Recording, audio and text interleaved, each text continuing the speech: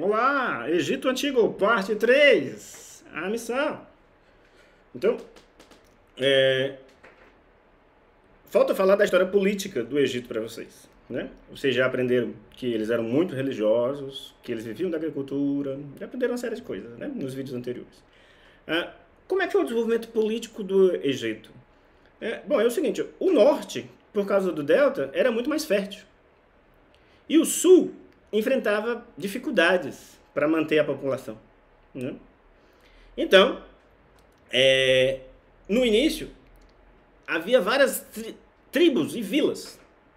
Com a necessidade das obras, houve a necessidade de juntar forças. Exato, as tribos se uniram e formaram nomos, né? Que eram uma espécie de mini-estados. E esses nomos, cada um tinha um nomarca, que era uma espécie de rei.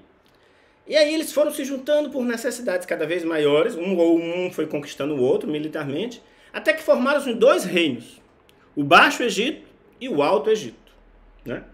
O Baixo Egito, por que pareça, é investido, né? O Baixo Egito era a parte de cima e o Alto Egito era a parte de baixo, ok? E aí, o sonho do Alto Egito, já que a parte de baixo era menos fértil, era conquistar a parte de cima. Por quê?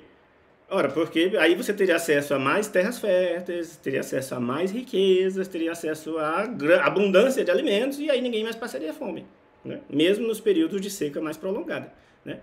Então, o sul sonhava em conquistar o norte, né? O Alto Egito sonhava em conquistar o Baixo Egito. E aí, segundo a tradição egípcia, um cara chamado Narmer, ou Mené, que na verdade não tem existência documental, ele é uma lenda, ele seria um faraó do Alto Egito e ele teria liderado um exército para conquistar o Baixo Egito. E aí existe uma estela, que é uma espécie de pedra com uma gravura famosa, em que Narmer submete, coloca de joelhos o faraó do Baixo Egito, da parte norte, e está prestes a acertar a cabeça dele, matando o sujeito. E aí, olha só, ele pegou as duas coroas, que pareciam coroas de bispo, e colocou uma em cima da outra, e aquilo virou a coroa do faraó, que parece realmente uma coroa de bispo, né? Hoje em dia.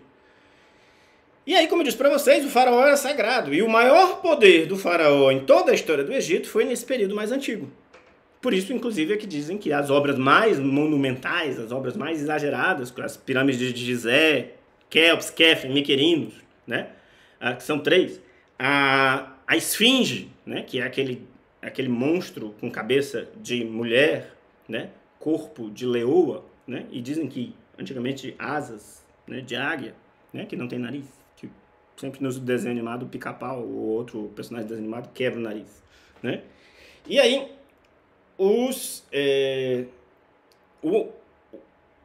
a esfinge ela é tão antiga que não se sabe direito quando ela foi construída, mas sabe-se que ela é muito antiga, é uma das obras mais antigas, né, do Egito. E aí, olha só, justamente por causa do poder tão grande, é que o faraó podia angariar tanta gente para construir obras tão monumentais, né? E para fins tão, muitas vezes, banais, né, como enterrar uma pessoa. Então, o faraó era esse sujeito com extremo poder. A palavra faraó quer dizer casa grande, né? E todo mundo, na verdade, sonhava em poder construir uma pirâmide, né? Esse era um sonho comum. Imagina, você poder construir um mausoléu que simboliza a subida da alma para o céu. Porque, na verdade, aqueles degraus ao redor da pirâmide, né, são muitas vezes simbolizam a ascensão da alma para o céu, né? E aí, por exemplo, o Heródoto conta a história da irmã do faraó, de uma prima ou irmã do faraó, que ela não tinha dinheiro para construir a sua pirâmide, né? E aí ela teria se prostituído em troca de pedras. Cada ato sexual, cada venda do seu corpo gerava uma pedra, né? E aí a pirâmide dela tem milhares de pedras, né? Essa é uma das histórias que o Heródoto conta. Heródoto era o historiador da antiguidade grego, e ele, boa parte das lendas e histórias que a gente tem do Egito vem dele, né? E aí, olha só, segundo os historiadores, esse período antes do Narmer, aquele que colocou os chapéus de bispo na cabeça, né, era chamado de pré-dinástico. E aí depois começa o período dinástico. E essa primeira fase, a mais antiga, quando o faraó tem mais poder, é chamado de Antigo Império. Né? O que de mais importante vocês precisam saber sobre o Antigo Império? O auge do poder do faraó, né? O faraó, ele pintava a pele de ouro, raspava a cabeça, botava uma peruca, uma barba postiça, né? Pintava o olho de glitter. Ou seja, o faraó era uma drag. E aí você, como eu disse para vocês, você não podia olhar diretamente para ele. E em geral ele casava com a irmã. Por quê? Porque segundo a tradição, o sangue divino estava na mulher e não no homem. E aí ele tinha que casar com a irmã para garantir o seu poder. Né? Bom, houve uma grande desorganização, certo? No final do Antigo Império, né? Se eu não me engano ali por 2500 a.C., vejam, 25 séculos antes de Cristo ainda, né? E aí fala assim, os historiadores da época falam em revolução social, né, e tal, né? E aí, olha só, como é que a gente lê os documentos dos egípcios? Aprendendo os hieroglifos. Exatamente. Uma linguagem super complicada, baseada em símbolos. Vocês não viram, porque o novo ensino médio não deixa, mas os mesopotâmicos é que inventaram a escrita. E já era uma escrita baseada em símbolos. A gente tem escritas baseadas em símbolos ainda, faladas por 25% da população mundial, né? Por exemplo, os ideogramas chineses, né? Os ideogramas japoneses, e assim vai. Mas estamos acostumados com o modo ocidental, né? O alfabeto. Os egípcios não conheciam nada disso, então eles inventaram os hieroglifos, que eram considerados sagrados. Eram símbolos que representavam muitas vezes uma frase inteira, e eram milhares e milhares de símbolos. Tanto que 95%, 99% da sociedade egípcia era analfabeta. O sistema era tão complicado que apenas uma pequena percentual da população sabia ler e escrever. Eram chamados escribas. Então, a gente sabe das histórias do Antigo Egito e do Médio Egito e do Novo Egito por causa dos hieroglifos. Só que o que acontece? O Antigo Egito é tão antigo que muitos hieroglifos não sobreviveram, né? Os templos foram destruídos e construídos outros. E os faraós do futuro, no caso do Médio e do Novo, reescreviam a história às vezes como queriam. Então a gente não sabe tantos detalhes sobre o Antigo Egito. E quanto mais recente, mais documentos nós temos, então podemos contar mais histórias, né? Bom, houve essa revolução. Dizem que o Egito se esfacelou, voltou a ser um monte de nomos, né? E aí, até que um faraó reunificou tudo. E aí começa o chamado Médio Império, né? Diferente da Mesopotâmia, que eram cidades-estados, o Egito ele tinha capitais, certo? Só que as capitais variavam de acordo com as dinastias, né? Aí, por exemplo, uma grande famosa é Mênfis, né? Uma outra famosa é Tebas, né? E assim vai. E aí, as cidades sagradas eram construídas justamente para louvar um deus, e em geral era o deus favorito do faraó, que também era um deus, né? E por isso às vezes mudavam, né? Diferente da sociedade mesopotâmica, que era extremamente urbana e movimentada, as cidades egípcias eram cidades mais de caráter sagrado, administrativo, e as pessoas viviam mesmo era no campo, ok? Ou seja, a sociedade egípcia, diferente da mesopotâmica, era uma sociedade praticamente rural, né? Enquanto a Mesopotâmica é uma sociedade urbana. Bom, no Médio Império, o Império se reestabelece, né? Só que com menos força.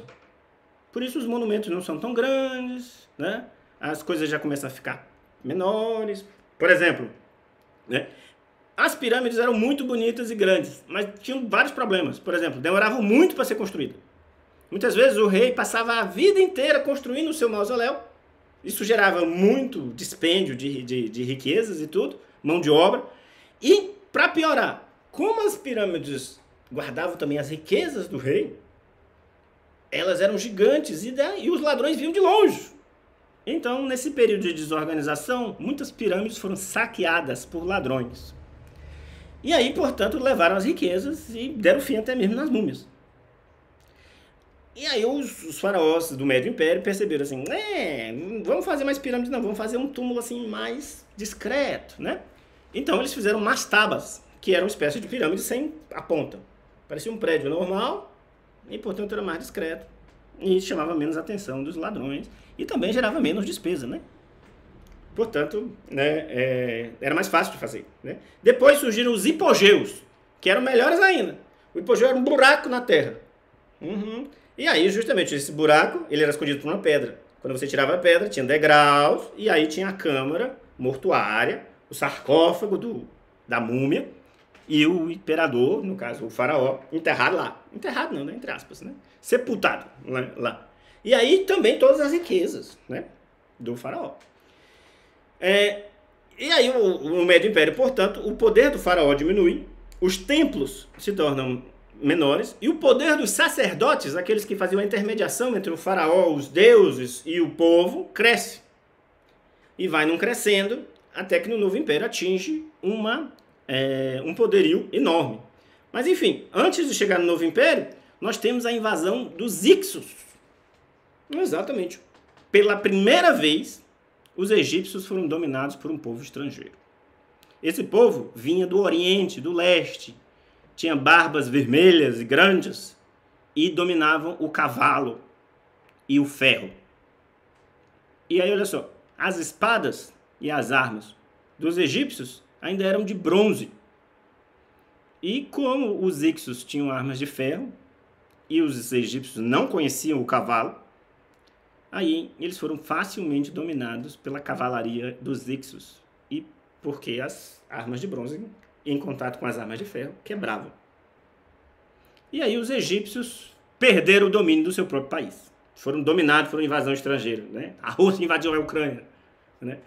E aí os hicsos se estabeleceram nesse período. Inclusive, há uma passagem na Bíblia muito famosa, né? A história do José e seus 12 irmãos. Você que é religioso. Então, José teria migrado junto com seus irmãos para o Egito, né? Durante o reino dos hicsos.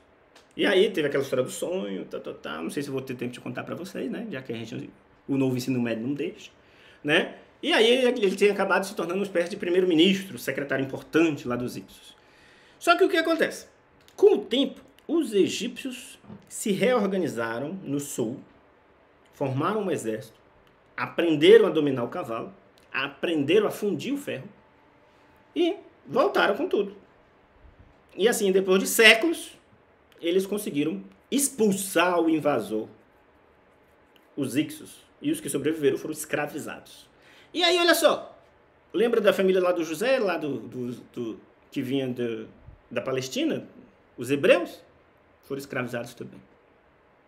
Exatamente. Então, o novo império é formado, e esse novo império ele tem paranoia em ser invadido de novo. Exatamente. Então, ele é um império fortemente militarizado. Os reis do novo império, os faraós, eles colocavam exércitos na fronteira do Egito com a Líbia. Só tem deserto lá, mas tinha um exército. Exército no sul e exército principalmente ali no istmo da Península Arábica, que foi por onde os hicsos entraram. Para proteger. Né? Forma-se uma marinha também para proteger, e aí eles são obcecados por não ser invadidos de novo. Né? E assim, o novo império é considerado o império mais rico e militarizado de todo o Egito. Não sabemos de fato se ele é o mais rico, né? Possivelmente talvez o antigo fosse mais rico, mas é o que a gente tem mais documentos, então. A gente tem que acreditar nos documentos. Né?